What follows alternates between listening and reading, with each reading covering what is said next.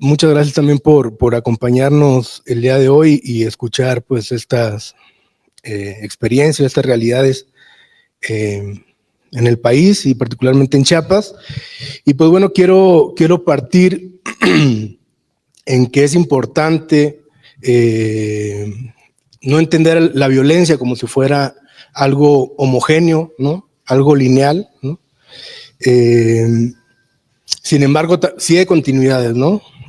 Una de ellas es que el estado de Chiapas está marcado por un racismo, por una discriminación y desigualdad estructural, ¿no? Y uno de los cambios fundamentales que estamos atestiguando es el modelo económico, ¿no? Del neoliberalismo. Estamos pasando a un gobierno con características neodesarrollistas, ¿no? Esta política económica gubernamental que impulsa la actual administración federal tiene estas características que la pone pues en un rol activo en las políticas públicas y en el mercado, ¿no? Algunas de estas características son que impulsa la explotación de recursos naturales, materias primas, provoca un aumento del gasto social para poblaciones vulnerables, justifica también el impulso de megaproyectos de infraestructura, ¿no? Junto a una promoción de actividades productivas bajo el argumento de crecimiento de la economía, crea empleos alrededor de estos megaproyectos de infraestructura, de desarrollo, en las regiones como estamos viendo del sur del país. Hay inversiones industriales y de infraestructura que pues en el discurso buscan neutralizar la desigualdad regional del país a partir del impulso de 3 proyectos, ¿no? Que es el Tren Maya, el proyecto del Istmo de Tehuantepec, también la refinería de Dos Bocas.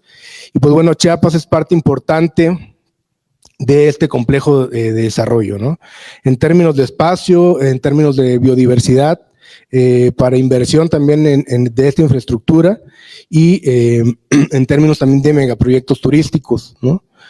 Y bueno, es importante destacar que este impulso de este modelo económico en el territorio, particularmente del sur-sureste, se lleva a cabo sin consultas previas, libres, informadas y culturalmente pertinentes para los pueblos originarios, ¿no? Y pues bueno, ya particularmente en el estado de Chiapas hay que decir que nos encontramos en medio de una diversificación y opacidad de grupos armados, ¿no? Que están utilizando la violencia para el control social, político, económico y territorial, ¿no? Y que esta violencia está marcada tanto por una continuidad de la contrainsurgencia, ¿no? Pero también por una impunidad fomentada por actores estatales que están abonando al despojo, a la explotación y a la marginación social, ¿no? Esta violencia ha dejado graves violaciones a los derechos humanos, destacan situaciones de desplazamiento forzado masivo e intermitentes, ¿no? Desapariciones, despojo de tierras, asesinatos, torturas, entre otras. Se le suma también la remilitarización, ¿no? Y también un comprobado espionaje por parte de la Sedena. Y paralelamente, pues bueno, los derechos de los pueblos originarios y de los pueblos históricos quedan en un segundo plano, ¿no? Tras catalogar a los proyectos de desarrollo o a la construcción de infraestructura militar en los territorios como de seguridad nacional, en detrimento de los derechos a la autonomía y a la autodeterminación de los pueblos. Se apuesta también a una continuidad de la guerra que beneficia a los poderes fácticos en México, ¿no? Un ascenso de la violencia generalizada y el aumento de la crisis de los derechos humanos. Algunos componentes de la violencia que estamos viviendo en la actualidad, ¿no? Y hablo en la actualidad de los últimos 2 años, ¿no? Pues tiene distintos frentes y es importante caracterizarlos, aunque también es importante decir que no son los únicos, ¿no? Sino que son algunos frentes que nosotros como Centro de Derechos Humanos hemos venido documentando, ¿no? Uno de estos es la violencia por la disputa del territorio por parte de la delincuencia organizada. por lo menos desde el mes de julio del año 2021, después del asesinato en la capital del estado, Tuxtla Gutiérrez, de una persona vinculada a uno de los grupos criminales en disputa, iniciaron los enfrentamientos en diversas regiones del estado de Chiapas, ¿no? Se tomó paulatinamente el control pues de municipios del centro, de los Altos de Chiapas, de la selva y particularmente de la franja fronteriza. Y bueno, en este último lugar es donde se presenta la violencia de forma más aguda, ¿no? Y se manifiesta también con enfrentamientos armados entre grupos que se disputan el control territorial y económico del corredor frontera centro. Un verdadero escenario de guerra, ¿no? Detonaciones de armas de alto calibre, por supuesto, explosiones de granadas, la utilización de drones artillados, ¿no? Entre otros artefactos explosivos, ¿no? Armas bueno, además del uso de vehículos blindados, ¿no? Como los que conocemos como los monstruos. También algunos elementos del control poblacional en esta región es que se hace a través de amenazas, de extorsiones y secuestros de las y los habitantes, ¿no? Desaparición de líderes y autoridades comunitarias, la cooptación e integración forzada de diversas organizaciones sociales campesinas, transportistas y comerciantes, pues son cotidianas, ¿no? Cabe resaltar que desde hace años los municipios de frontera Comalapa, Chicomucelo, La Trinitaria y Comitán son utilizados de vías para el trasiego de drogas, tráfico de personas, robo de vehículos, comercio de armas, secuestro de personas, además de, bueno, son rutas de tránsito y movilidad de personas migrantes que provienen de Centro y Sudamérica, por lo que la guerra entre grupos criminales por ocupar estos municipios son estratégicos y no dan tregua, ¿no? Otra de las características de esta violencia es la continuidad de la contrainsurgencia, ¿no? Partimos de que la violencia en contra del EZLN y sus bases de apoyo desde los 90 pues ha sido continua, ¿no? Y han sido amenazados también la autonomía de diversas formas. Ahora, esta caracterización de continuidad de la contrainsurgencia se materializa, decimos nosotros del FRAIBA, a partir de lo que llamamos sucesores del paramilitarismo.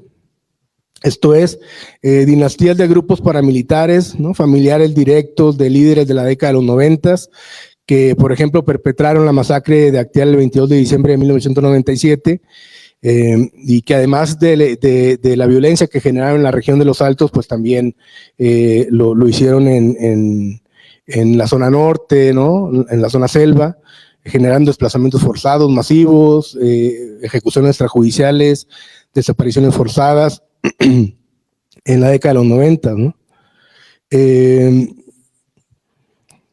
Estos grupos pues nunca fueron judicializados, nunca fueron desarticulados o desarmados, entonces mantuvieron su poderío y su influencia regional y se consolidaron también en las comunidades, en los ayuntamientos municipales, y hoy vemos que estos sucesores del paramilitarismo pues están insertos en puestos estratégicos de la política local, de la política estatal, ¿no? Y con buena posicionamiento también a nivel federal. Como en los 90, pues el gobierno mexicano, las Fuerzas Armadas también impulsaron la creación de los grupos paramilitares. Pues hoy estas personas enquistadas en cargos municipales y estatales están también fomentando, impulsando esta diversificación de grupos armados en los territorios, ¿no? Otros elementos de esta violencia pues son los ataques a la autonomía zapatista, ¿no? Y que está centrada particularmente en la tierra recuperada desde el levantamiento de 1994, que es uno de los objetivos claves de la continuidad de esta contrainsurgencia en contra de las bases de apoyo del EZLN. Y en este sentido pues son diversas las agresiones y hostigamientos cometidos por parte de organizaciones alineadas con el Estado y que han generado también desplazamientos forzados, ¿no?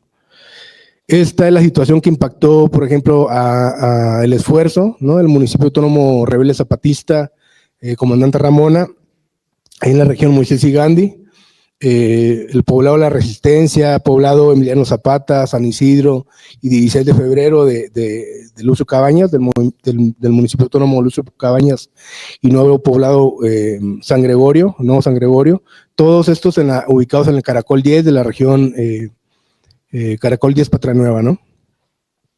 Esta región es la que actualmente se encuentra bajo mayor amenaza, ¿no? Y particularmente las comunidades que integran lo que se conoce, digamos, como la región Moisés y Gandhi. Y bueno, esto es impulsada principalmente por lo que en el FRAIVA hemos caracterizado como grupos corporativistas armados, ¿no? Estos grupos corporativistas, que es otro de los elementos de la violencia actual, pues están vinculados con mucha identidad y arraigo para el gobierno federal, ¿no? Y tienen una gran capacidad de fuego, armas de alto calibre, equipo táctico, y también llevan a cabo ejercicios muy específicos de control poblacional. También se le suman grupos más pequeños, locales, que terminan siendo cooptados por estos grandes grupos de la delincuencia organizada, ¿no? Y que pues lastimosamente emanan desde las comunidades, desde los pueblos, y también como en los 90 pues están controlando las asambleas y los territorios a partir de estos cargos políticos, sociales en las comunidades, ¿no? Otro elemento de esta violencia actual es pues la remilitarización de los territorios, que es la estrategia para enfrentar este escenario de violencia, es pues esta remilitarización, ¿no? A partir de las Fuerzas Armadas, la Guardia Nacional, ¿no? La Policía Estatal, en medio de un ambiente pues de impunidad que dejó pues la contrainsurgencia de los 90, ¿no? Estas formas de violencia pues estuvieron veladas por nuevas formas de conflicto derivadas de la guerra contra el narco, ¿no? Que desde el 2006-2007 pues estamos sobreviviendo en México. Y según las particularidades de la región, pues también implicaron la violencia contra todo actor antagónico a los intereses dominantes y su generalización a la población civil, ¿no? Es decir, no solamente a los compañeros del ZLN y sus bases de apoyo, o a las compas del Congreso Nacional Indígena, sino que la población civil en general está siendo impactada por esta violencia, ¿no? La remilitarización en Chiapas pues abarca 71 campamentos militares, ¿no? 1,504 elementos de la Secretaría de Marina, 3,466 de la Guardia Nacional, 3,536 de la Sedena, y en los últimos años se han construido 10 cuarteles de la Guardia Nacional en los municipios de Villaflores, Tonalá, Huehuetán, Tapachula, Chilonas, Margaritas, frontera Comalapa, Bochil, Palenque y San Cristóbal de las Casas. Para este 2023 se tienen proyectadas la instalación de otros 6 cuarteles en Cintalapa, en Arriaga, Nacacoyagua, Solistahuacán, Altamirano y también un segundo en el municipio de Palenque. Además de estos elementos, también se le suman al caldo de cultivo de la violencia, pues programas sociales, ¿no? Hay una importante rama económica a través de estos programas sociales como Sembrando Vida, ¿no? Como estos apoyos a jóvenes y adultos mayores, o como los apoyos para el control de la mosca de Mediterráneo, más en la franja fronteriza, ¿no? Con Moscamet, que están generando un flujo importante de capital en las comunidades, ¿no? Pues bueno, es destacable que ya la violencia ha dejado importante, pues ha generado fracturas al interior de las comunidades, ¿no? Ha rompido el tejido social, ha generado mucha desconfianza y sospechosismo también al interior de los pueblos, de las comunidades y de las propias organizaciones, y entonces la implementación de estos programas de desarrollo social pues profundiza las tensiones y conflictos a partir de el clientelismo y desarrollo de grupos corporativistas, ¿no? Como he dicho, algunos de ellos armados, que están vinculados y fomentados por los distintos niveles de gobiernos para el control de población, ligados a beneficios otorgados, ya sean legales e ilegales, ¿no? Programas sociales, concesiones mineras, de autotransporte, tráfico de armas, de personas, drogas, ¿no? Y pues bueno, en medio de todo este escenario, pues es lamentable que los gobiernos, tanto federal como estatal, estén con una actitud negacionista, ¿no?, de esta violencia que está ocurriendo en el estado de Chiapas. Minimizan la problemática, y bueno, esta minimización pues lleva por un lado a no tener herramientas efectivas para generar rutas de atención, ¿no?, para generar también una paz duradera en los territorios.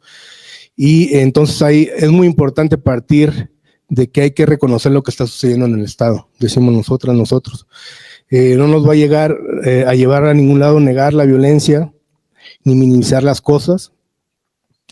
Y en ese sentido es muy importante abonar al tejido social, ¿no?, a la reconstrucción del tejido, a la reconstrucción de los sentidos comunitarios de los pueblos que están pues lastimados por la violencia.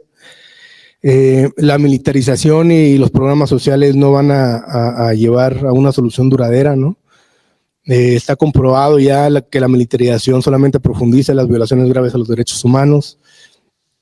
También está comprobado que cuando los militares permanecen pues por varios tiempos en los territorios, pues son infiltrados por la delincuencia organizada, si no es que no ya llegan con un mandato a los territorios, ¿no?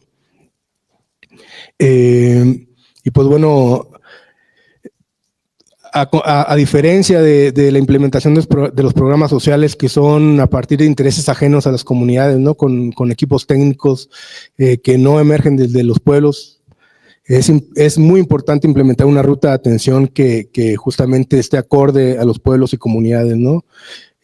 Ojalá emergiera del de ellos, del de ellas, y no que venga de intereses ajenos y bueno, que esto abone a disminuir la conflictividad y las tensiones, ¿no? Así como abonar a la reconciliación de los pueblos, impulsar el diálogo. Pero fundamentalmente es importante la desarticulación de los grupos armados, ¿no?, que están actuando en los territorios del estado de Chiapas, porque esta violencia, mientras sea constante, mientras sea generalizada a la población del estado de Chiapas, pues el acceso a la paz, ¿no?, a la seguridad y a una vida de violencia, a una vida libre de violencia, pues se aleja cada vez más, ¿no? Muchas gracias.